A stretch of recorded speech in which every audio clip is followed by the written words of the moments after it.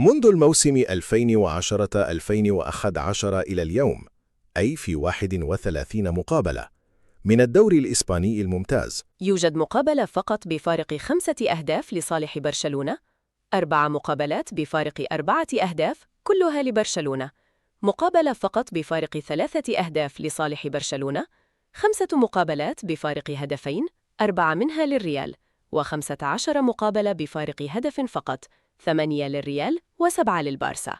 آخر فوز للريال فوق ميدانه كان في أكتوبر 2025 بنتيجة 2 مقابل هدف، وآخر فوز للريال فوق ميدان البارسا كان في أكتوبر 2023 بنفس النتيجة. آخر فوز للبارسا فوق ميدانه في ماي 2025 بنتيجة 4 مقابل 3، وآخر فوز للبارسا فوق ميدان الريال في أكتوبر 2024 برباعية نظيفة.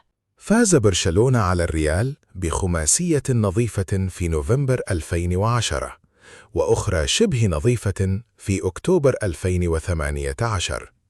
فاز ب5 رباعيات منها 3 نظيفة، وب3 ثلاثيات منها 1 نظيفة. لم يسبق لريال مدريد في نفس الفترة أن فاز على برشلونة بخماسية أو برباعية، واكتفى بتسجيل 4 ثلاثيات فقط من 12 انتصاراً. فهل يستطيع العميد ضرب هذه الأرقام عرض شباك برشلونة وفي برشلونة؟ متابعة ممتعة مع كاماتشو الرياضية.